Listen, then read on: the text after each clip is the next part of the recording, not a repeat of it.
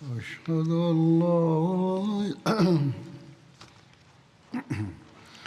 أشهد أن لا إله إلا الله وحده لا شريك له وأشهد أن محمدا عبده ورسوله أما بعد فأعوذ بالله من الشيطان الرجيم بسم الله الرحمن الرحيم الحمد لله رب العالمين الرحمن الرحيم مالك يوم الدين إياك نعبد وإياك نستعين اهدنا الصراط المستقيم صراط الذين أنعمت عليهم غير المغضوب عليهم ولا الضالين. கடந்த குத்பாவில் நான் ஒரு முஸ்லிம் ஒருவர் சலாம் கூறியிருந்தும் கூட அவரை கொலை செய்தார் என்ற குறிப்பை எடுத்துரைத்திருந்தேன். அது தொடர்பாக சூரா நிசாவின் 95வது வசனத்தையும் ஓதியிருந்தேன். அதில் என்ன சொல்லப்பட்டிருந்தது என்றால், உங்களிடத்தில் எவரேனும் சலாம் கூறினால் நீர் நம்பிக்கையாளர் இல்லை என அவரிடத்தில் கூற வேண்டாம் என சொல்லப்பட்டிருந்தது. அதனுடைய மேலும் விபரம் அங்கு எடுத்துரைக்கப்படவில்லை. அதனுடைய விபரத்தில் சுருக்கமாக ஹஜ்ரத் நபிகள் நாயகம் ஸல்லல்லாஹு அலைஹி வஸல்லம் அவர்கள் அந்த நபரை தடுத்தார்கள் என்று மட்டும் கூறியிருந்தேன். ஆனால் அன்னார் மிகுந்த கோபத்தை வெளிப்படுத்தினார்கள். மேலும் அவரை தன்னிடமிருந்து தூர விலக்கினார்கள். இன்னும் கூற வேண்டுமென்றால் சில அறிவிப்புகளில் வருகிறது, அன்னார் அவருக்கு எதிராக துஆ செய்தார்கள். எவ்வாறு இருப்பினும் அன்னாருக்கு அது பற்றிய மிகுந்த வருத்தம் இருந்தது. அந்த கொலை செய்யப்பட்டவருக்கான பழிவாங்கும் விவகாரமானது அந்த நபர் பின்விட்டு சென்றவர்கள் தரப்பிலிருந்து ஹுனைன் போருக்கு பிறகு ஹஜ்ரத் நபிகள் நாயகம் ஸல்லல்லாஹு அலைஹி வஸல்லம் அவர்களிடம் கொண்டு வரப்பட்டது. எனவே இதன் விபரம் அந்த சந்தர்ப்பத்தில் எடுத்துரைக்கப்படும் இன்ஷா அல்லாஹ். எவ்வாறு இருப்பினும் ஹஜ்ரத் நபிகள் நாயகம் ஸல்லல்லாஹு அலைஹி வஸல்லம் அவர்கள் அதை மிகுந்த வெறுக்கத்தக்க குற்றமாக கருதினார்கள். அந்தோ அஹ்மதிகளின் மீது அநீதி இழைக்கக்கூடிய இன்றைய காலத்து பாகிஸ்தானின் முல்லாக்கள், பெயர் தாங்கிய மார்க்கத்தின் குத்தகைதாரர்கள் புரிய மாட்டார்களா? அல்லாஹ்வின் பிடியிலிருந்து தப்பிப்பதற்கு அவர்கள் இவைகளிலிருந்து விலக வேண்டும். எவ்வாறு இருப்பினும் போர்களை பற்றிய குறிப்புகள் தொடர்ந்து கொண்டிருக்கின்றன. அது தொடர்பாகவே மக்கா வெற்றி பற்றி எடுத்துரைப்பேன். அது ஹிஜ்ரி 8ஆம் ஆண்டு நிகழ்ந்தது. இந்த போரானது மாபெரும் வெற்றி என்றும் அழைக்கப்படுகிறது. இந்த போர் ஏற்கனவே கூறியது போன்று ஹிஜ்ரி 8ஆம் ஆண்டு ரமலான் மாதம் நிகழ்ந்தது. இது எப்படிப்பட்ட மகத்தான வெற்றி என்றால், இது தொடர்பாக அல்லாஹ் முன்பே நற்செய்தி வழங்கியிருந்தான். இதன் விளைவாக மக்கள் அணி அணியாக இஸ்லாத்தில் நுழைந்தனர்.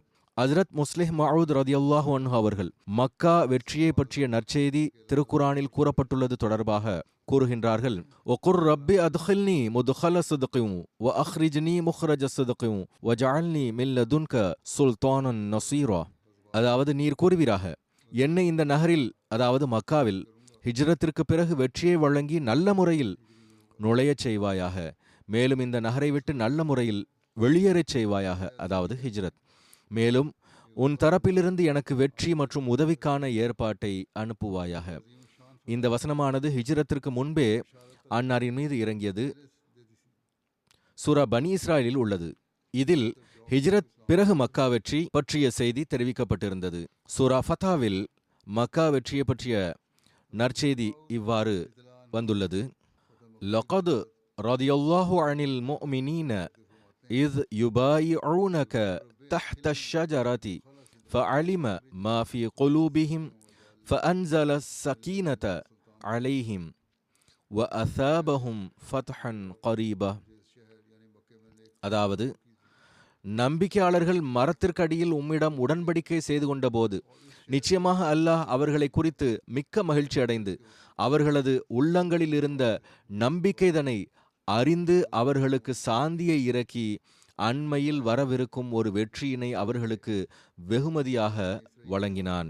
உண்மை என்னவென்றால், எந்த நாள் ஹஜ்ரத் நபிகள் நாயகம் ஸல்லல்லாஹு அலைஹி வஸல்லம் அவர்கள் மக்காவை விட்டு ஹிஜ்ரத் செய்தார்களோ, அல்லாஹ் அதே நாளன்று அன்னாருக்கு, நீர் கவலை கொள்ள வேண்டாம், ஒரு நாள் நான் உன்னை மீண்டும் இந்த இடத்திற்கு கொண்டு வருவேன் என்ற நற்செய்தியை வழங்கியிருந்தான். எனவேதான் இந்த வசனமானது ஹிஜ்ரத்தின் போது இறங்கியதாக குறிப்பு கிடைக்கின்றது. இன்னல்லதி ஃபரத அலைகல் குர்ஆன லரஆத் துக இல மஆத், அதாவது இந்த குர்ஆனின் போதனையினை உமக்கு கடமையாக்கியவன் உம்முடைய திரும்பும் இடத்திற்கு உம்மை நிச்சயமாக மீண்டும் கொண்டு வருவான். இமாம் ஃபஹ்ருத்தீன் ராசி அவர்கள் இந்த வசனத்திற்கான விளக்கத்தில் கூறுகின்றார்கள், இந்த வசனத்தில் சொல்லப்பட்டுள்ள மஆத் எனும் சொல், அதாவது திரும்பி வரக்கூடிய இடம் என்பதன் பொருள் மக்காவாகும். அதற்குரிய காரணம் என்னவென்றால், இதன் பொருள் மக்கா வெற்றி நாளன்று ஹஜ்ரத் நபிகள் நாயகம் ஸல்லல்லாஹு அலைஹி வஸல்லம் அவர்கள் மக்காவின் பக்கம் திரும்பி வருதல் ஆகும். ஒரு அறிவிப்பில் வருகிறது, ஹிஜ்ரத்தின் போது ஹஜ்ரத் நபிகள் நாயகம் ஸல்லல்லாஹு அலைஹி வஸல்லம் அவர்கள் மக்கா மற்றும் மதீனாவிற்கு இடையே இருந்த பொழுது அன்னார் மக்காவின் மீதான அன்பை வெளிப்படுத்தினார்கள். அப்பொழுது ஹஜ்ரத் ஜிப்ரீல் இறங்கி அன்னாரிடத்தில், தாங்கள் உங்களுடைய ஊர் மற்றும் பிறப்பிடத்தின் மீது நேசம் கொண்டுள்ளீர்களா என்று கேட்டதற்கு அன்னார் ஆம் என்று பதிலளித்தார்கள். அப்பொழுது ஜிப்ரீல் கூறினார், அல்லாஹ் கூறுகின்றான், இன்னல்லதி ஃபரத அலைக்கல் குர்ஆன லரஅத்துக இலா மஆத், அதாவது குறைஷியர்கள் மீது வெற்றியை வழங்கி மக்காவை நோக்கி திரும்பச் செய்வான். ஏனென்றால் ஹஜ்ரத் நபிகள் நாயகம் ஸல்லல்லாஹு அலைஹி வஸல்லம் அவர்கள் மீண்டும் மக்காவில் இருந்தார்கள், பிறகு அதை விட்டு விட்டார்கள், பிறகு அவர்கள் அங்கு திரும்பி வந்தார்கள். இந்த விஷயமானது மக்காவை தவிர வேறு எந்த ஒரு இடத்தோடும் சரியான முறையில் பொருந்த முடியாது. ஆராய்ச்சியாளர்களின் பார்வையில் திருக்குரானின் இந்த முன்னறிவிப்பானது ஹஜ்ரத் நபிகள் நாயகம் ஸல்லல்லாஹு அலைஹி வஸல்லம் அவர்களின் நபித்துவத்திற்கான சான்றாகும் என்கின்றார்கள். ஏனென்றால் பெருமானார் ஸல்லல்லாஹு அலைஹி வஸல்லம் அவர்கள் இறைவன் புறமிருந்து மறைவான செய்தியை கூறினார்கள். மேலும் அன்னார் எவ்வாறு கூறினார்களோ அவ்வாறே அது நிகழ்ந்தது. திருக்குரானில் இன்னொரு இடத்தில் கூட மக்கா வெற்றி பற்றிய முன்னறிவிப்பு எடுத்துரைக்கப்பட்டிருக்கின்றது. அதில் ஹஜ்ரத் நபிகள் நாயகம் ஸல்லல்லாஹு அலைஹி வஸல்லம் உட்பட அனைத்து முஸ்லிம்களுக்கும் ஒரு விஷயமானது நினைவூட்டப்பட்டு இருக்கின்றது.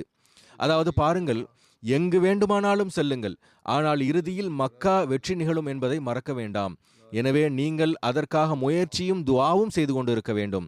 இந்த திருக்குரான் முன்னறிவிப்பின் ஒளியில் ஹஜ்ரத் நபிகள் நாயகம் ஸல்லல்லாஹு அலைஹி வஸல்லம் அவர்களின் அப்போது வரை உள்ள அனைத்து போர்கள் மற்றும் போர் படைகளினுடைய ஒரு நோக்கமாக, மைய புள்ளியாக மக்கா வெற்றியே இருந்தது என்று நம்மால் கூற முடியும். وَمِنْ حَيْثُ خَرَجْتَ فَوَلِّ وَجْهَكَ شَطْرَ الْمَسْجِدِ الْحَرَامِ. இந்த மாபெரும் திருக்குரானின் முன்னறிவிப்பை எடுத்துரைத்தவாறு, அதாவது இது சூரா பக்ராவின் வசனமாகும். ஹஜ்ரத் முஸ்லிமோத் ரதியல்லாஹு அன்ஹு அவர்கள் இதன் விளக்கத்தில் இவ்வாறு கூறுகின்றார்கள், ஒமின் ஹைத்து ஹரஜ்த என்பதற்கு திருக்குரான் விரிவுரையாளர்கள் என்ன பொருள் வழங்கியுள்ளார்கள் என்றால், நீங்கள் எங்கிருந்தாலும் எல்லா நிலையிலும் உங்களுடைய கிபிலாவை மஸ்ஜிதுல் ஹராமை நோக்கியே வையுங்கள். அதற்குரிய காரணம் அவர்கள் என்ன கூறுகிறார்கள் என்றால், முந்தைய கட்டளையின் மூலம் இந்த கிபிலாவானது அநேகமாக மதீனாவாசிகளுக்காக இருக்கலாம், மற்ற மக்களுக்காக இல்லை என்ற எண்ணம் உருவாகி இருந்திருக்க முடியும்.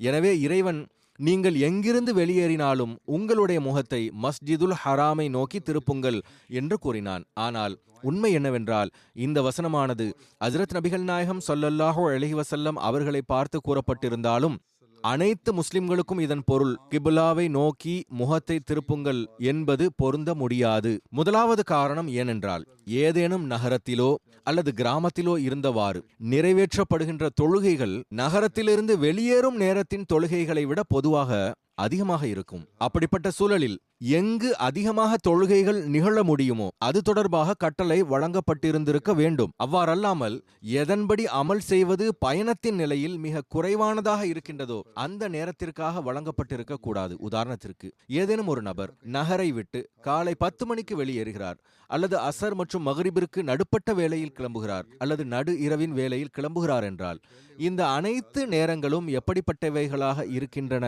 என்றால், இந்த நேரங்களில் தொழுகைக்கான கேள்வியே இல்லை. இப்படிப்பட்ட சூழலில் மின் ஹைது ஹரஜ்த ஃபவல்லி ஷத்ரல் மஸ்ஜிதில் ஹராம் என்ற கட்டளையானது பொருளற்றதாக ஆகிவிடுகின்றது. ஏனென்றால் ஏதேனும் ஒரு நகரை விட்டு கிளம்பும் பொழுது மிக குறைவாகத்தான் தொழுகைக்கான நேரமாக இருக்கின்றது. பொதுவாக மனிதன் அந்த வேளையில் தொழுகையை நிறைவேற்றி இருப்பான், அல்லது ஒருவேளை தொழுகையை நிறைவேற்ற வேண்டியது இருக்கும் என்றால் சிறிது நேரத்திற்கு பிறகும் கூட அந்த தொழுகையை தொழ முடியும். எவ்வாறு இருப்பினும் ஹுரூஜ், அதாவது வெளியேறுதல் என்பதற்கும் தொழுகைக்கும் தொடர்பில்லை. பிறகு ஏதேனும் ஒரு தொழுகை வெளியே செல்லும் நேரத்தோடு ஏதேனும் குறிப்பான தொடர்பு கொண்டிருந்திருக்கும் என்றால் கூட இந்த பொருளை நாம் சரி என்று ஏற்றுக்கொண்டிருக்க முடியும். ஆனால் எந்த தொழுகையும் வெளியேறும் நேரத்தோடு தொடர்பு கொண்டிருக்கவில்லை என்பதை அனைவரும் நன்கறிவார்கள். அப்படிப்பட்ட சூழ்நிலையில் இந்த வசனத்திற்கு பயணத்தின் எண்ணத்தோடு வீட்டை விட்டு வெளியேறுவதோடு பொருத்துவது என்பது எவ்வகையிலும் சரியானதாக இருக்க முடியாது. பிறகு மின் ஹைசு ஹரஜ்த என்பதற்கு தொழுகையில் கிபிலாவை நோக்கி முகத்தை திருப்புவீராக என்ற பொருள் இல்லை என்பதற்கான மேலும் சான்று என்னவென்றால், பயணத்தின் நிலையில் சில வேளைகளில் திசை என்ற கேள்வியே எழுவதில்லை. எந்த பக்கம் முகம் இருந்தாலும் அந்த திசையை நோக்கி தொழுகுவது ஆகுமானதாக ஆகிவிடுகின்றது. உதாரணத்திற்கு, மனிதன் ஏதேனும் வாகனத்திலிருந்து இறங்க முடியவில்லை என்றால், திருக்குரான் மற்றும் ஹஜ்ரத் நபிகள் நாயகம் ஸல்லல்லாஹு அலைஹி வஸல்லம் அவர்களின் நடைமுறையில் இருந்து நிரூபணம் ஆவது என்னவென்றால், அப்பொழுது எந்த பக்கம் முகம் இருக்கின்றதோ அந்த திசையை நோக்கி தொழுவது ஆகுமானதாகும். அது கிபிலாவை நோக்கி முகம் இருந்தாலும் சரி, அல்லது வேறு எந்த திசையை நோக்கி இருந்தாலும் சரி. அங்கு எந்த திசை என்ற கேள்வியே எழுவதில்லை. கிழக்கு, மேற்கு, வடக்கு, தெற்கு அனைத்தும் ஒரே போன்றவைதான். எனது கவனமானது காபத்துல்லாவை நோக்கி இருக்கிறது என்ற எண்ணம் மட்டும் இருக்க வேண்டும். இன்றைய நாட்களில் மனிதன் ரயில் வண்டியில் அமர்ந்திருக்கும் பொழுது எந்த திசை என்று பார்க்கப்படுவதில்லை. ஏனென்றால் சில வேளைகளில் வண்டியானது வடக்கு நோக்கியும், சில வேளைகளில் தெற்கு நோக்கியும், சில வேளைகளில் கிழக்கு நோக்கியும், சில வேளைகளில் மேற்கு நோக்கியும் திரும்பிக் கொண்டிருக்கிறது. ஆனால் அவ்வாறு இருந்தும் கூட எந்த நபர் அதில் அமர்ந்து தொழுது கொண்டிருக்கிறாரோ அவருடைய தொழுகையில் எந்த இடையூறும் ஏற்படுவதில்லை. திருக்குரான் விரிவுரையாளர்களின் பொருளை சரியென்று கருதினால் பிறகு இந்த கட்டளையின்படி பயணி அமல் செய்ய முடியாது. அதே போன்று ரயிலில் அமர்ந்திருப்பவரும் அமல் செய்ய இயலாது. எனவே ஹுரூஜ் என்பதில் திசைகள் குறிப்பிட்டதாக இருக்க வேண்டும் என்பது சாத்தியமில்லாததாக இருக்கும் பொழுது, இந்த வசனத்திலிருந்து நீங்கள் எங்கிருந்து கிளம்பினாலும் காபத்துல்லாவை நோக்கி முகத்தை திருப்பி தொழுங்கள் என்று பொருள் கொள்வது எவ்வாறு சரியானதாக இருக்க முடியும்? பிறகு இந்த பொருள் இந்த வகையிலும் சரியானது அல்ல. அதாவது இந்த வசனத்திற்கான சொற்பொருள் எவ்வாறு வர முடியும் என்றால், நீங்கள் எங்கிருந்து வெளியேறினாலும் உங்களுடைய முகத்தை மஸ்ஜிதுல் ஹராமை நோக்கி ஆக்கிக் கொள்ளுங்கள், அல்லது எங்கிருந்து வெளியேறினாலும் உங்களுடைய முகத்தை மஸ்ஜிதுல் ஹராமை நோக்கி திருப்புங்கள். நடந்து கொண்டிருக்கும் பொழுது மனிதன் தொழ முடியாது என்பதை ஒவ்வொரு நபரும் புரிந்து கொள்ள முடியும். இன்னும் கூற வேண்டும் என்றால், தொழுகையானது ஒரு இடத்தில் நின்றுதான் தொழ முடியும். ஆம், ஒருவேளை இந்த வசனத்தினுடைய சொற்கள் ஹைசு மா குந்த ஃபவல்லி வஜ்ஹக ஷத்ரல் மஸ்ஜிதுல் ஹராம் என்று இருந்திருக்கும் என்றால், அதாவது நீங்கள் எங்கிருந்தாலும் உங்களுடைய முகத்தை மஸ்ஜிதுல் ஹராமை நோக்கி திருப்பிக் கொள்ளுங்கள் என்று இருந்தால் இந்த பொருள் சரியானதாக இருந்திருக்கும். ஆனால் இங்கு அல்லாஹ் என்ன கூறியிருக்கிறான் என்றால், மின் ஹைசு ஹரஜ்த ஃபவல்லி வஜ்ஹக ஷத்ரல் மஸ்ஜிதுல் ஹராம். அதாவது முஹம்மதே ஸல்லல்லாஹு அலைஹி வஸல்லம் அல்லது முஸ்லிம்களே, எங்கிருந்து நீங்கள் வெளியேறினாலும் உங்களுடைய முகத்தை மஸ்ஜிதுல் ஹராமை நோக்கி வையுங்கள். இப்பொழுது தொழுகை வெளியேறும் பொழுது தொழப்படுவதில்லை என்பது தெளிவான விஷயமாகும். இன்னும் கூற வேண்டும் என்றால், ஏதேனும் ஒரு இடத்தில் இருந்தவாறு தொழப்படுகின்றது. எனவே இதிலிருந்து இங்கு தொழுவதற்கான பொருள் கொள்வது என்பது எந்நிலையிலும் சரியானதில்லை. தொழுகை மற்றும் வெளியேறுதல் இவைகளுக்கு தொடர்பு இல்லை என ஏற்றுக்கொண்டால் பிறகு திருக்குரானில் முரண் இருக்கிறது என்று ஏற்றுக்கொள்ள வேண்டியது வரும் என திருக்குரான் விரிவுரையாளர்கள் கூறுகின்றார்கள். ஆனால் இதுவும் தவறாகும். அவர்களுக்கு திருக்குரானில் ஏன் முரண் தென்படுகிறது என்றால், அவர்கள் திருக்குரானுடைய சரியான பொருளை மற்றும் அதன் கருத்துக்களுக்கு இடையே இருக்கக்கூடிய பரஸ்பர தொடர்பை புரிய முடியவில்லை.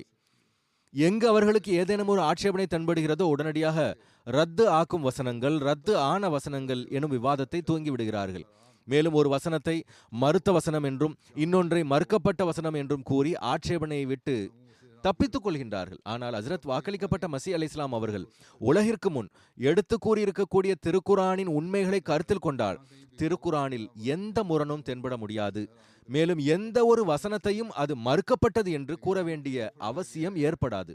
அசல் விஷயம் என்னவென்றால், ஹஜ்ரத் நபிகள் நாயகம் ஸல்லல்லாஹு அலைஹி வஸல்லம் அவர்களை மக்காவை விட்டு வெளியேற்றிய போது இஸ்லாத்தின் எதிரிகளுக்கு இந்த ஆட்சேபனை செய்வதற்கான சந்தர்ப்பம் கிடைத்தது. அதாவது, தாங்கள் இப்ராஹிமின் துஆக்களுக்கு ஏற்ப வந்தவர் என்றால், காபத்துல்லாவோடு உங்களுக்கு தொடர்பு இருந்ததென்றால் தாங்கள் மக்காவை விட்டு ஏன் வெளியேற்றப்பட்டுள்ளீர்கள்? அன்னார் மக்காவை விட்டு வெளியேற்றப்பட்டால் பிறகு அன்னார்தான் இப்ராஹிமின் துஆக்களுக்கு ஏற்ப வந்தவராக எவ்வாறு ஆக முடியும்? இந்த ஆட்சேபனைக்கு அல்லாஹ் பதில் கூறுகின்றான், மின் ஹைசு ஹரஜ்த ஃபவல்லி ஷத்ரல் மஸ்ஜிதில் ஹராம். முஹம்மதே ஸல்லல்லாஹு அலைஹி வஸல்லம், நீர் மக்காவை விட்டு வெளியேறுவது என்பது தற்காலிகமானதாகும். நாம் உம்மிடம் வாக்குறுதி வழங்குகிறோம், அதாவது நாம் உமக்கு மீண்டும் சந்தர்ப்பம் வழங்குவோம். மேலும் நீர் மக்காவை வெற்றி கொள்வீர். ஆனால் எங்கு அல்லாஹ் நம்பிக்கை கொண்ட அடியார்களோடு இந்த வாக்குறுதி வழங்கி இருக்கின்றானோ அதே வேளையில் அவர்களிடம் அவர்கள் அந்த வாக்குறுதியை பூர்த்தி செய்வதற்கு முயற்சி செய்ய வேண்டும் என்றும் எதிர்பார்க்கின்றான். இறைவன் அவர்களோடு வாக்குறுதி வழங்கிவிட்டால் அவர்கள் கை மீது கை வைத்து அமர்ந்து விட வேண்டும் என்பது கிடையாது. அவர்கள் அந்த வாக்குறுதியை நிறைவேற்றுவதற்கு முயற்சி செய்ய தேவையில்லை என இருக்கக்கூடாது. இறைவன் வாக்குறுதி வழங்கியிருக்கிறான் என்றால் அவனே அதை பூர்த்தி செய்வான் என்று கருதக்கூடாது. நமக்கு அதை பூர்த்தி செய்ய வேண்டிய அவசியம் என்ன வந்துவிட்டது என எண்ணக்கூடாது. ஹஜ்ரத் மூசா அலைஹிஸ்ஸலாம் அவர்களின் சமுதாயத்திற்கு அவர்களுக்கு கனான் தேசம் வழங்கப்படும் என அல்லாஹ் வாக்குறுதி வழங்கியிருந்தான். ஹஜ்ரத் மூசா அலைஹிஸ்ஸலாம் அவர்கள் தனது சமுதாயத்தை அழைத்து கொண்டு சென்றார்கள். அந்த நாட்டை அடைந்ததும் அன்னார் தன்னுடைய சமுதாயத்திடம் சென்று சண்டையிட்டு நாட்டை கைப்பற்றுங்கள் என்று கூறினார்கள். ஹஜ்ரத் மூசா அலைஹிஸ்ஸலாம் அவர்களின் சமுதாயம், இறைவன் இந்த நாட்டை நமக்கு வழங்குவதாக வாக்குறுதி வழங்கியிருக்கின்றான், எனவே அவனே தன்னுடைய வாக்குறுதியை பூர்த்தி செய்வான், இந்த நாட்டை நம்முடைய ஆதிக்கத்தில் வழங்கி விடுவான், நாம் நாட்டை வெற்றி கொள்வோம் என்றால் பிறகு வாக்குறுதிக்கு என்ன பயன்?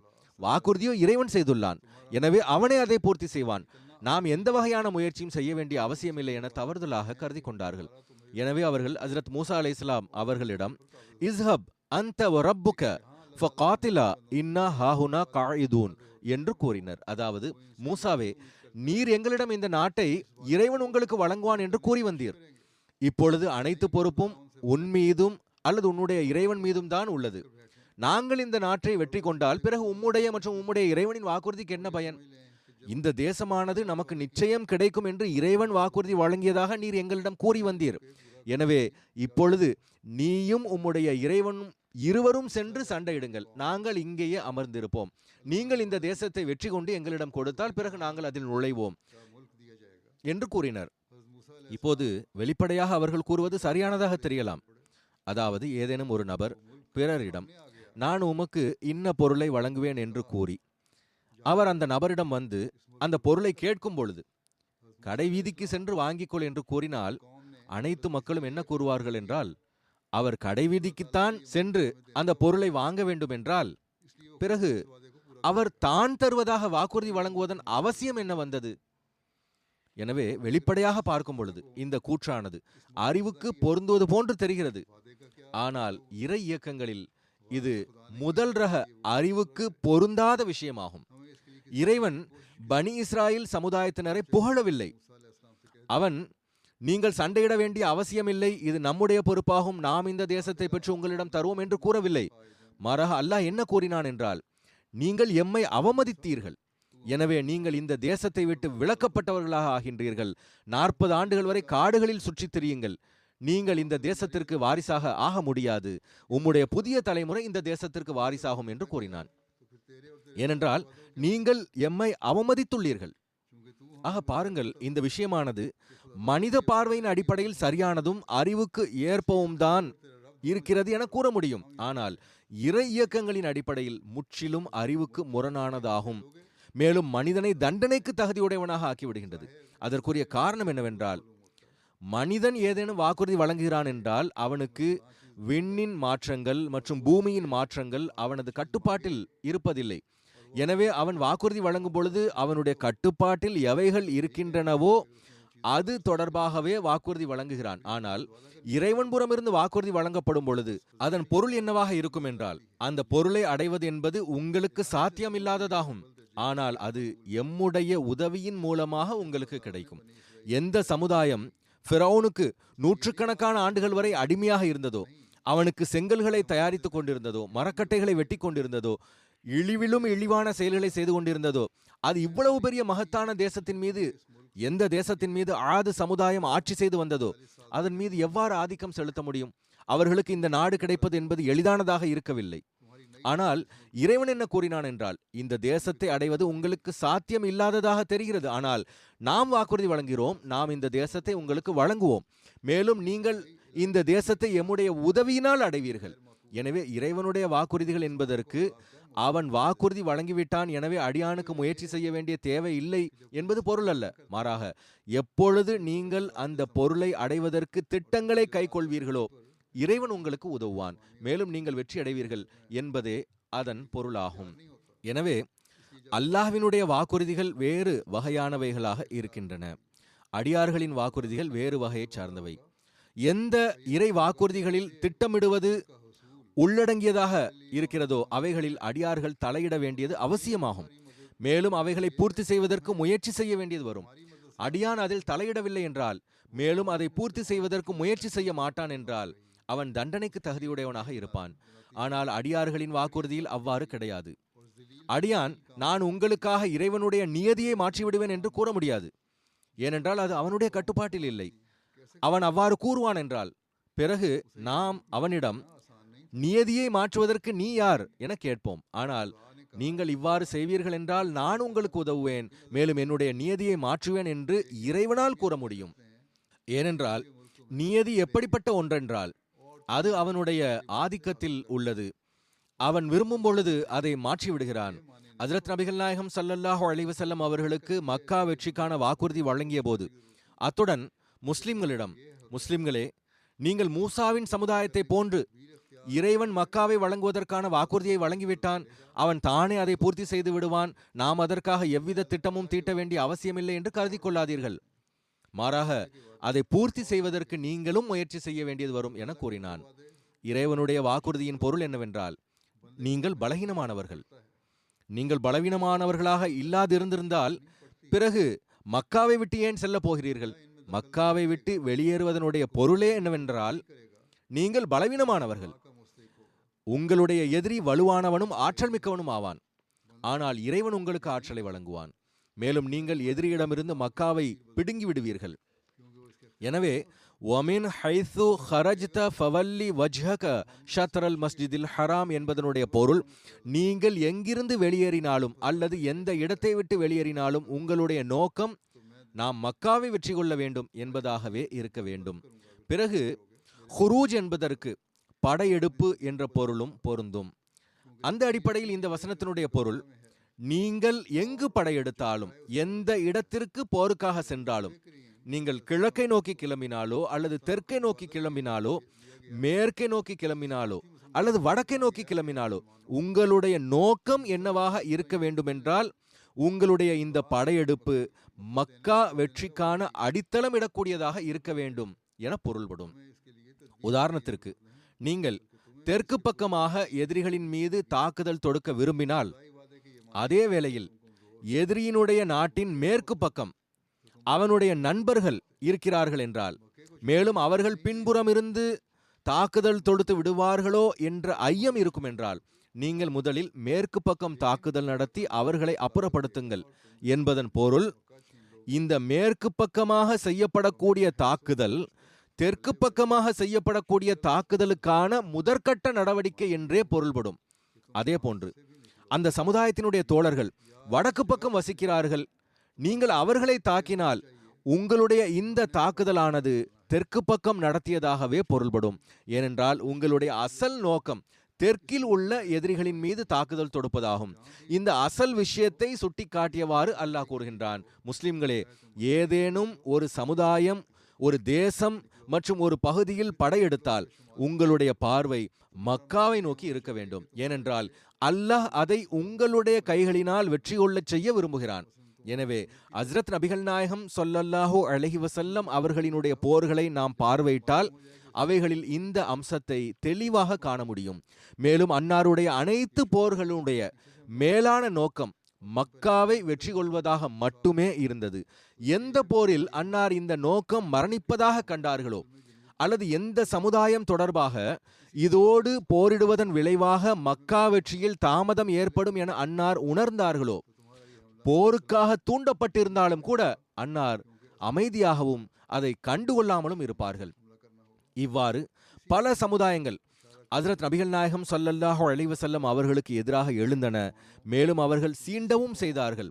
ஆனால் அன்னார் எப்பொழுதும் அதை பொருட்படுத்தாமல் இருந்தார்கள்.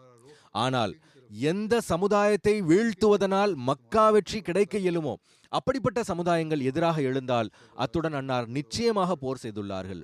அனைத்து இஸ்லாமிய போர்களின் மீது நாம் பார்வையை செலுத்தினால் அவைகள் அனைத்தும் தன்னகத்தே ஒரு நுட்பமான அம்சத்தை கொண்டிருந்தன என்பது தெரிய வரும்.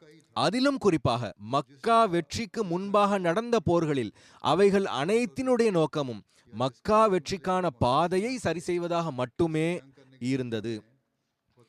இந்த வசனத்திற்கு நீங்கள் எங்கிருந்து கிளம்பினாலும் கிப்லாவை நோக்கி முகத்தை திருப்புங்கள் என்பது பொருளாக இருந்திருந்தால், ஏற்கனவே கூறப்பட்டது போன்று மின் ஹைசு ஹரஜ்த என்ற சொற்கள் இந்த வசனத்தில் இருந்திருக்காது. மாறாக அந்த சொற்களுக்கு பதிலாக நீங்கள் எங்கிருந்தாலும் கிபிலாவை நோக்கி உங்களுடைய முகத்தை ஆக்கிக் கொள்ளுங்கள் என்கின்ற சொல் வந்திருக்கும்.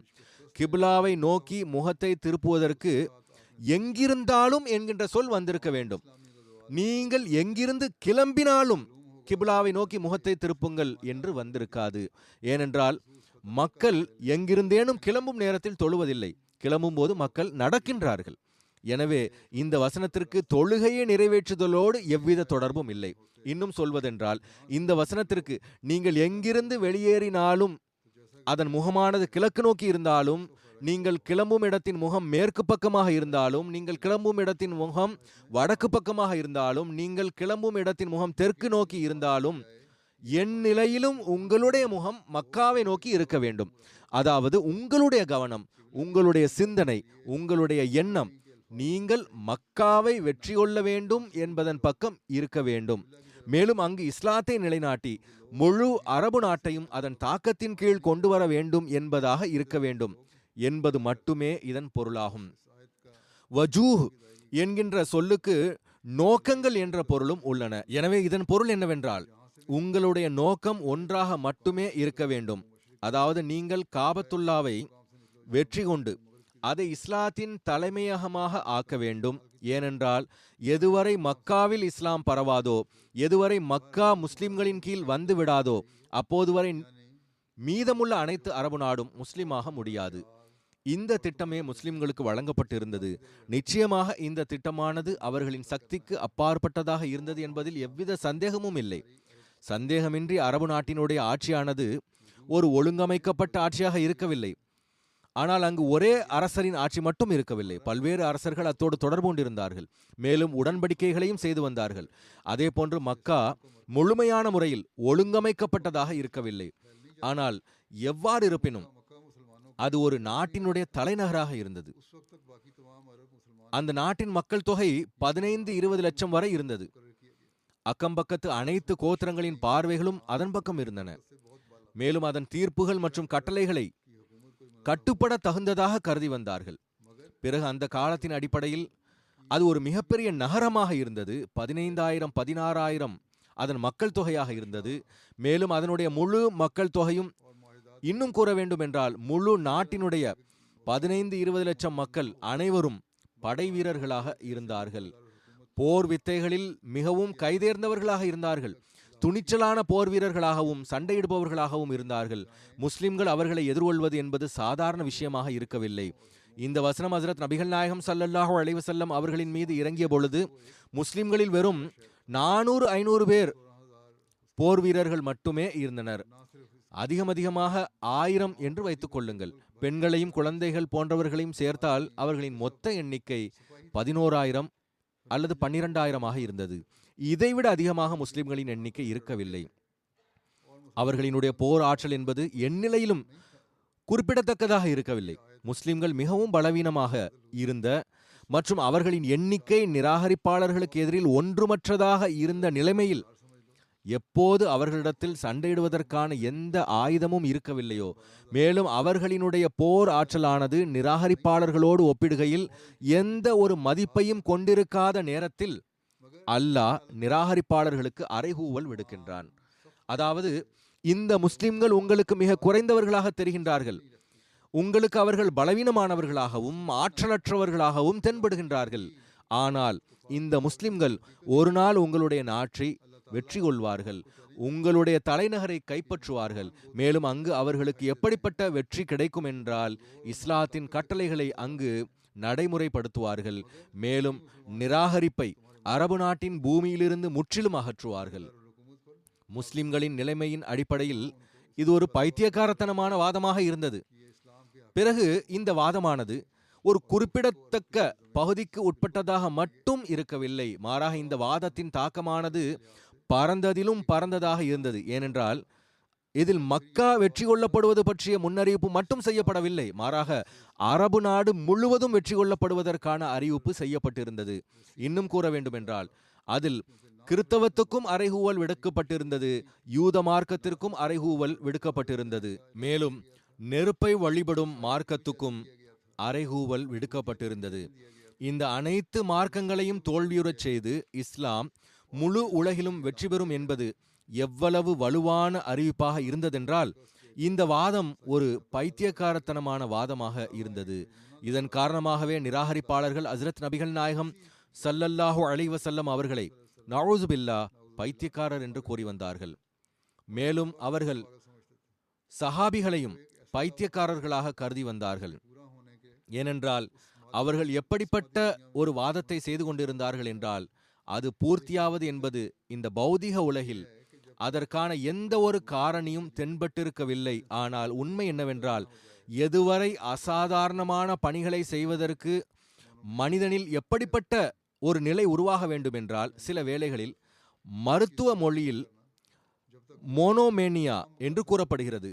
அதாவது முழுக்க ஒரு பொருளின் பக்கம் மட்டும் கவனம் செலுத்துவது. எப்போது வரை பிற அனைத்து நோக்கங்களையும் மறந்துவிட மாட்டானோ, எப்போது வரை அவனிடத்தில் ஒரு வகையான நிம்மதியற்ற தன்மை இருக்குமோ, எப்போது வரை அசாதாரணமான பணிகளை செய்வதற்கு அவனுக்குள் ஒரு பித்து பிடித்தது போன்ற நிலை உருவாகாதோ, அப்போது வரை அந்த பணிகளில் வெற்றி கிடைக்க முடியாது. இதன் பக்கமே திருக்குர்ஆன் இந்த வசனத்தில் கவனமூட்டியிருக்கின்றது. அதாவது, நீங்கள் மற்ற அனைத்து நோக்கங்களையும் மறந்து விடுங்கள், நாம் மக்காவை இஸ்லாத்திற்காக வெற்றி கொள்ள வேண்டும் என்கின்ற ஒரே ஒரு நோக்கத்தை மட்டும் முன்வையுங்கள். எதுவரை இந்த தலைமையகம் மற்றும் இந்த கோட்டை உங்களுக்கு கிடைக்காதோ, முழு அரபு நாடும் பிறகு முழு உலகத்திலும் உங்களுக்கு வெற்றி கிடைக்க முடியாது. இங்கு அல்லாஹ் நீங்கள் எந்த இடத்திலிருந்து வெளியேறினாலும் உங்களுடைய கவனத்தை மஸ்ஜிதுல் ஹராமின் பக்கம் திருப்புங்கள் என்று மட்டும் கூறியிருக்கின்றானோ, நீங்கள் எந்த பக்கம் தாக்குதல் தொடுத்தாலும் உங்களுடைய கவனத்தை மஸ்ஜிதுல் ஹராமின் பக்கம் திருப்புங்கள் என்று ஏன் கூறவில்லை என்ற ஒரு கேள்வி எழுகின்றது. அதற்குரிய பதில் என்னவென்றால், வெளியேறும் பொழுதுதான் நம்முடைய இந்த தாக்குதலினுடைய நோக்கம் என்ன என்று தீர்மானிக்கப்படுகிறது. மனிதன் முதலில் சண்டையை தொடங்கிவிட்டு பிறகு அதனுடைய நோக்கத்தை பற்றி சிந்திப்பது என்பது நிகழ்வதில்லை. எனவே இங்கு மக்கா வெற்றியை நோக்கமாக முன்வைப்பதன் பக்கம் கவனமூட்டுவது நோக்கமாக இருந்தது. எனவே அல்லாஹ் கூறினான், நீங்கள் வெளியேறும் பொழுது நம்முடைய இந்த போரினுடைய தாக்கம் மக்கா வெற்றியின் மீது எவ்வாறு ஏற்படும் என்பதை பாருங்கள். அந்த போர் மக்கா வெற்றியில் உதவிகரமானதாக இருக்காதென்றால் பிறகு அதை விட்டுவிடுங்கள். இதன் மூலம் இஸ்லாம் தன்னை பின்பற்றுபவர்களுக்கு கொடூரமான முறையில் போர் செய்வதற்கான அனுமதி வழங்குகிறது என்று புரிந்து கொள்ளக்கூடாது. ஏனென்றால் இந்த வசனங்கள் இறங்குவதற்கு முன்பாகவே நிராகரிப்பாளர்களோடு போர்கள் தொடங்கியிருந்தன என்பது வரலாற்றிலிருந்து நிறுவனமாகிறது. நினைவில் கொள்ள வேண்டிய இன்னொரு விஷயம் என்னவென்றால், மின் ஹைத்து ஹரஜ்த என்பதில் ஹஜ்ரத் நபிகள் நாயகம் ஸல்லல்லாஹு அலைஹி வஸல்லம் அவர்கள் மட்டுமே பொருள்படுவார்கள். அதன் காரணம் என்னவென்றால், அதற்கு நபிகள் நாயகம் ஸல்லல்லாஹு அலைஹி வஸல்லம் அவர்களுக்கு பிறகு இந்த வடிவில் மக்கா வெற்றியின் அவசியம் எஞ்சியிருக்கவில்லை. ஏனென்றால் அன்னாருக்கு பிறகு மக்காவின் மீது எவ்வித தாக்குதலும் நடக்கப் போவதில்லை. மாறாக அது முழுவதுமாக முஸ்லிம்களின் ஆதிக்கத்தின் கீழ் இருக்கும். எனவே இதில் எதிர்காலத்திற்கும் முன்னறிவிப்பு செய்யப்பட்டுள்ளது. அதாவது கண்ணியத்திற்குரிய மக்கா மீண்டும் பௌதிகமான முறையில் வெற்றி கொள்ளப்படாது. ஏனென்றால் மக்காவின் மகத்துவத்தை நிலைநாட்டக்கூடிய ஒரு செயல் துடிப்புள்ள கூட்டம் உருவாகிவிடும். மேலும் அது எப்பொழுதும் முஸ்லிம்களின் ஆதிக்கத்திலேயே இருக்கும். எனவே அங்கு போர் என்கின்ற சாக்கு போக்கானதும் இல்லாமல் போய்விடுகின்றது.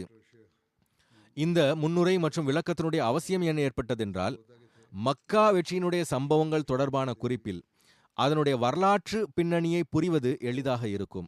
மீதமுள்ளவை இன்ஷா அல்லாஹ் எதிர்வரும் காலங்களில் எடுத்துரைப்பேன். இப்போது நான் ஒரு ஷஹீதை பற்றி எடுத்துரைப்பேன். மேலும் தொழுகைக்கு பிறகு அவருடைய ஜனாசா தொழுகையையும் தொலை வைப்பேன். அது மதிப்பிற்குரிய டாக்டர் ஷேக் முஹம்மத் மெஹமூத் சாஹிப் அவர்களுடையதாகும். சர்கோதாவை சார்ந்தவர்கள். ஷேக் முபஷிர் அஹ்மத் தெஹ்லவி சாஹிபுடைய மகன் ஆவார்கள். இவர்களே அஹ்மதியத்தின் எதிரிகள் மே மாதம் 16ஆம் தேதியன்று துப்பாக்கியால் சுட்டு ஷஹீதாக்கி விட்டார்கள். இன்னா லில்லாஹி வ இன்னா இலைஹி ராஜிஊன். விவரங்களில் எழுதப்பட்டுள்ளதாவது, சம்பவம் நடந்த நாளன்று டாக்டர் சாஹிப் ஜுமா தொழுகையை நிறைவேற்றிய பிறகு தன்னுடைய குடும்பத்தினரோடு சர்கோதாவில் உள்ள ஃபாத்திமா மருத்துவமனைக்கு, எங்கு அவர்கள் பணியாற்றி வந்தார்களோ அங்கு சென்றார்கள். மருத்துவமனைக்குள் நுழைந்ததும், மெயின் ரிசப்ஷன் பகுதியை கடந்ததும், எமர்ஜென்சி வார்டிற்கு முன்புள்ள காரிடார் வழியாக தன்னுடைய அறையை நோக்கி சென்று கொண்டிருந்தார்கள். அங்கு ஏற்கனவே இருந்த அடையாளம் தெரியாத நபர் ஒருவன் அன்னாரை பின்தொடர்ந்து வந்து ஷாப்பிங் பேக்கிலிருந்து துப்பாக்கியை எடுத்து பின்புறமாக சுட்டான். அவர்களுக்கு 2 குண்டுகள் பட்டன. அது உடலை துளைத்துக் கொண்டு மறுபக்கம் வழியாக வெளிவந்தன. உடனடியாக சிவில் ஹாஸ்பிட்டலுக்கு எடுத்துச் செல்லப்பட்டார்கள். ஆனால் காயங்களின் காரணமாக மதிப்பிற்குரிய டாக்டர் சாஹிப் அவர்கள் ஷஹீதாகிவிட்டார்கள். இன்னா லில்லாஹி வ இன்னா இலைஹி ராஜிஊன். சம்பவத்திற்கு பிறகு தாக்குதல் நடத்தியவன் ஆயுதத்தை அசைத்து காட்டியவாறு மருத்துவமனைக்கு வெளியே நின்று கொண்டிருந்த தன்னுடைய நண்பனோடு மோட்டார் சைக்கிளில் ஓடிவிட்டான்.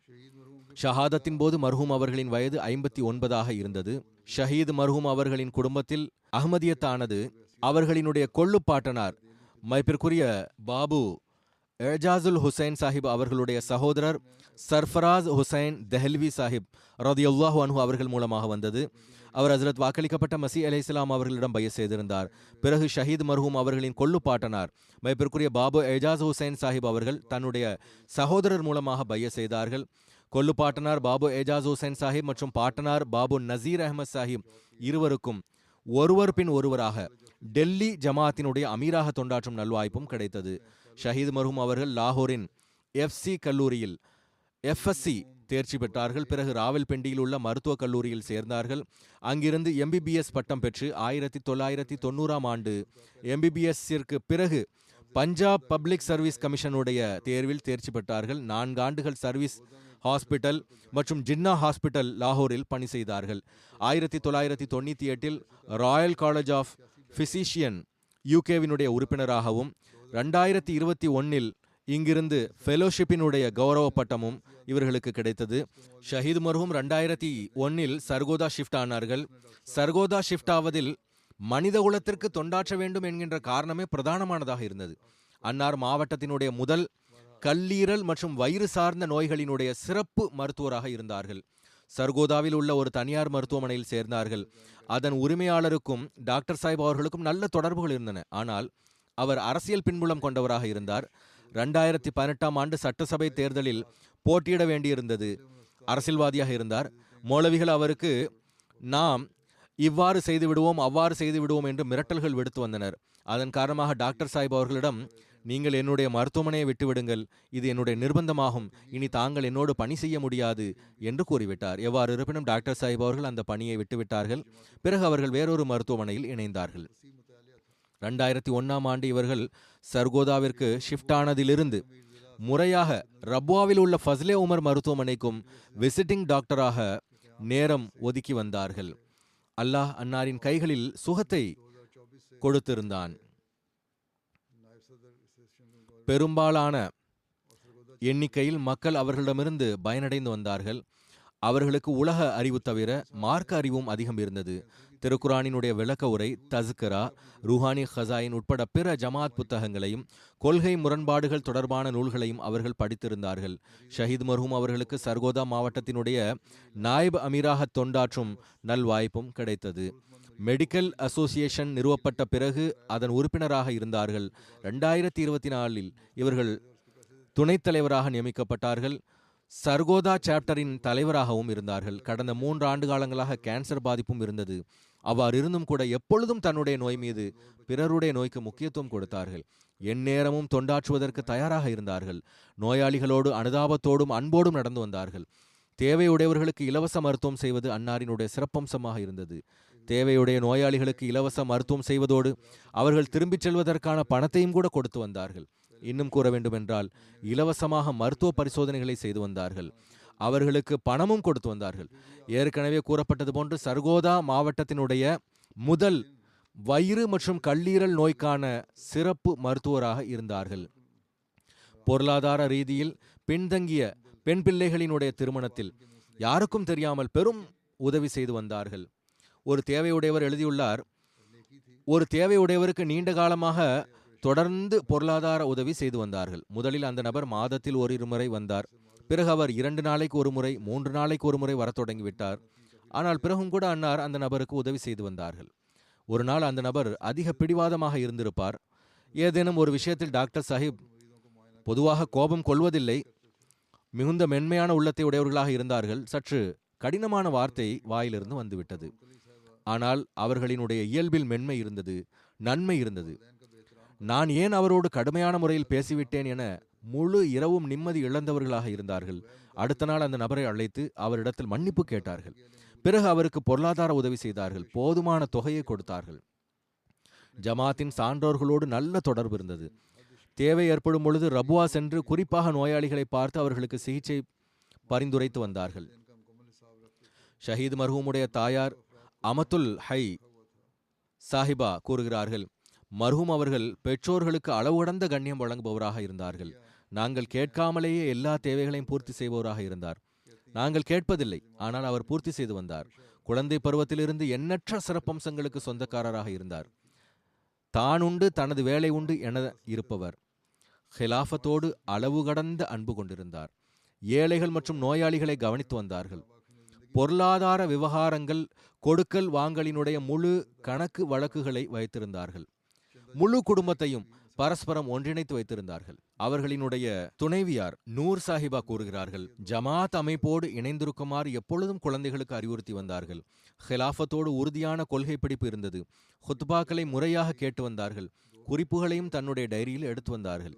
மிக குறைவான மக்களே இவ்வாறு செய்யக்கூடியவர்களாக இருக்கிறார்கள். மாறாக வாழ்வை அர்ப்பணித்தவர்களும் கூட அவ்வாறு செய்வதில்லை. இவை பலன் தரும் என அவர்கள் ஹுத்பாக்களினுடைய குறிப்புகளை எடுத்து வந்தார்கள். சந்தா செலுத்துவதும் முன்னுதாரணம் கொண்டதாக இருந்தது. ஷஹாதத்தின் போது அவர்களினுடைய வசியத் சந்தா 2025 ஆண்டு வரை அனைத்தும் செலுத்தப்பட்டிருந்தது. அவர்களினுடைய மகன் டாக்டர் பசீர் அவர்களுக்கு 4 பிள்ளைகள், 2 மகன்கள் 2 மகள்கள். ஒரு மகன் டாக்டர் ஆவார். அவர் கூறுகிறார், எப்பொழுதும் எங்களுக்கு ஹிலாஃபத்தோடு தொடர்பு கொண்டிருக்குமாறு அறிவுறுத்தி வந்தார்கள். அவர்களினுடைய மகள் சாய்மா கூறுகிறார்கள், மிகவும் கருணை கொண்ட தந்தையாக இருந்தார்கள். என்னுடைய திருமணத்தின் போது எனக்கு கூறிய அறிவுரை என்னவாக இருந்ததென்றால், மகளே, உன்னுடைய கணவன் வீட்டுக்கு சென்று எப்பொழுதும் ஜமாத் அமைப்போடு ஒன்றிணைந்து இருக்க வேண்டும் என்றார்கள். எப்பொழுதாவது ஏதேனும் விஷயம் தொடர்பாக ஜமாத்திற்கு தொண்டாற்றும் வாய்ப்பு கிடைத்தால் ஒருபோதும் மறுக்க மாட்டார்கள். பொதுவாக தந்தையார் அவர்கள் பணிகளுக்கு நடுவேயும் ஜமாத்திற்கு தொண்டாற்றுவதற்கு நேரத்தை ஒதுக்கி வந்தார்கள். அவர்களினுடைய ஒரு மருமகள் கூறுகின்றார்கள், அல்லாஹ்வின் மீது நம்பிக்கை வைப்பதில் மிகுந்த அழுத்தம் கொடுத்து வந்தார்கள். எப்பொழுது ஏதேனும் ஒரு விவகாரத்தில் வழிகாட்டுமாறு விண்ணப்பித்தாலும் அவர்கள் தன்னுடைய பேச்சை துஆவிலிருந்து ஆரம்பிப்பார்கள், துஆவிலேயே முடிப்பார்கள். அவர்களினுடைய சகோதரி கூறுகிறார்கள், ஜமாத்திற்கு எதிரான நடவடிக்கைகள் தொடர்பாக அவர்கள் மிகுந்த கவலைக்குள்ளாகி இருந்தார்கள். இரவுகளில் எழுந்து நஃபில் தொழுவது, தஹஜ்ஜத் தொழுவது தினசரி வழக்கமாக இருந்தது. சர்கோதா மாவட்டத்தினுடைய அமீர் ஹாலித் முகமது சாஹிப் கூறுகிறார்கள், ஏழைகளின் மசீஹாவாகவும் மகத்தான மனிதராகவும் இருந்தார்கள். மக்களுக்கு பயனளிக்கக்கூடியவர் மட்டுமின்றி பணிவு மற்றும் தன்னடக்கம் எனும் பண்பு குறிப்பிடத்தக்கதாக இருந்தது. பெரும்பாலும் ஏழைகளுக்கு ஃபீஸை திருப்பி கொடுத்து விடுவார்கள். ஜமாத்திற்கு தியாகம் செய்யும் பண்பும் குறிப்பிடத்தக்கதாக இருந்தது. சந்தாக்களை வாக்குறுதிகளுக்கு ஏற்ப நிறைவேற்றுவது தவிர கூடுதலாக சந்தா கொடுப்பது தொடர்பாகவும் குறிப்பாக உதவி செய்து வந்தார்கள். ஜமாத் பொறுப்பாளர்களுக்கு மிகுந்த கண்ணியம் அளித்து வந்தார்கள். சர்கோதாவினுடைய முரப்பி ஜுபைர் சாஹிப் அவர்கள் கூறுகின்றார்கள், எமது மிகவும் நேசத்திற்குரிய மனித குலத்திற்கு தொண்டாற்றக்கூடிய கருணை மற்றும் அனுதாபத்தின் உருவகமாக திகழ்ந்த லட்சக்கணக்கான மக்களின் மசீஹாவாக விளங்கிய ஹிலாஃபத்தின் மீது மாய்ந்துவிடக்கூடியவராக இருந்த மலக்கை போன்ற மனிதர் நம்மை விட்டு பிரிந்து சென்று விட்டார். ஷஹீத் மர்ஹூம் அவர்கள் பெரும் தியாகம் செய்யும் மனிதராக இருந்தார்கள். வாழ்க்கையினுடைய ஒவ்வொரு அம்சமும் முன்னுதாரணம் கொண்டதாக இருந்தது. அவர்களிடத்தில் ஏதேனும் ஒரு பொறுப்பாளர் அல்லது வாழ்வை அர்ப்பணித்தவர் சென்றால் நாற்காலியை விட்டு எழுந்து விடுவார்கள். மேலும் அவர்களை வழி அனுப்பும் போதும் வாயில் வரை வந்து வழி அனுப்புவார்கள்.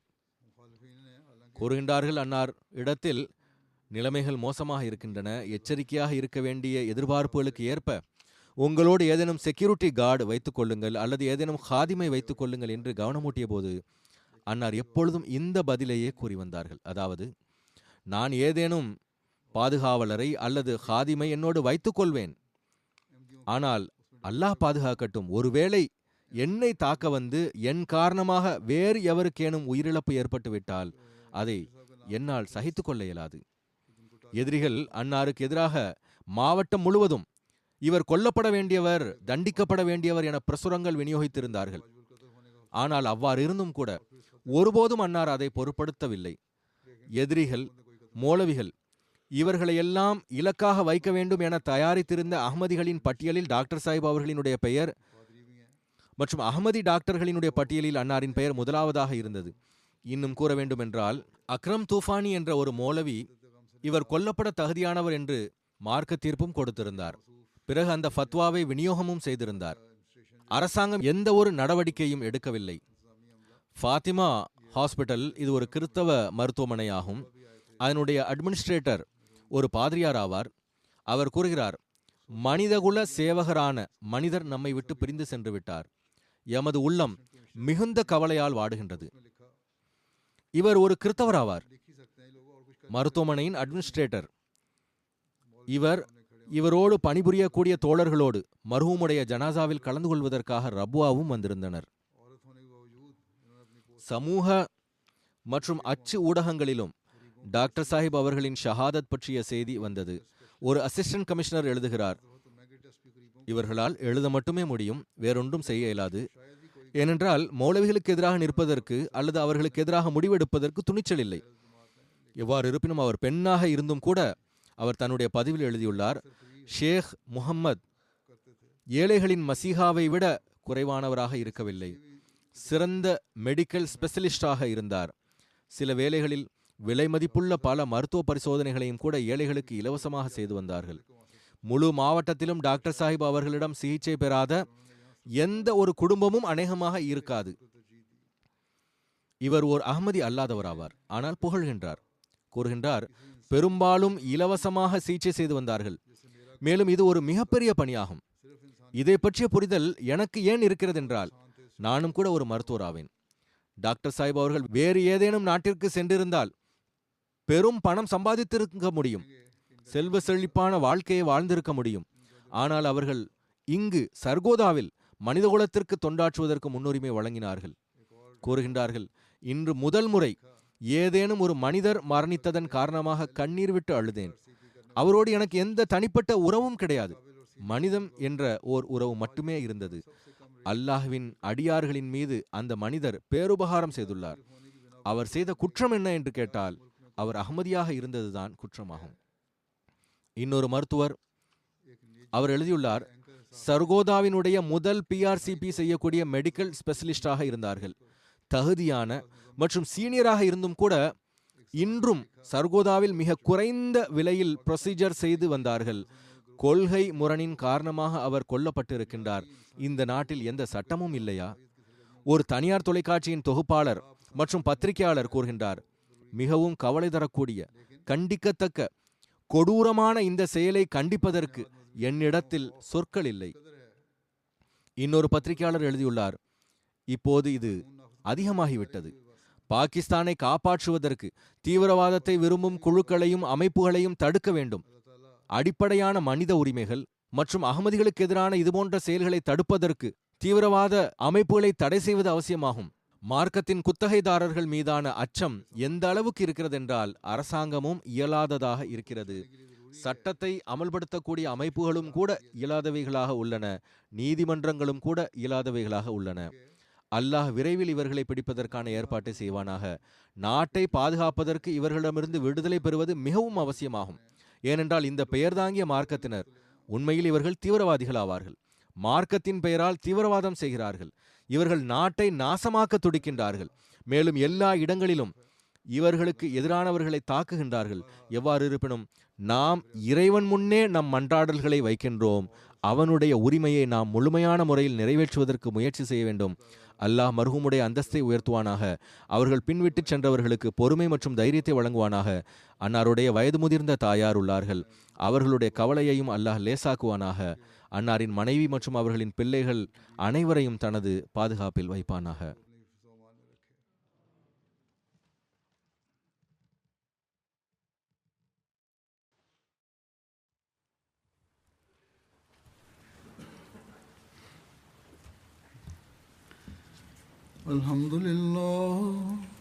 Alhamdulillah nahmaduhu wa nasta'inuhu wa nastaghfiruh wa nu'minu bihi wa natawakkalu alayhi wa na'udhu billahi min shururi anfusina wa min sayyiati a'malina.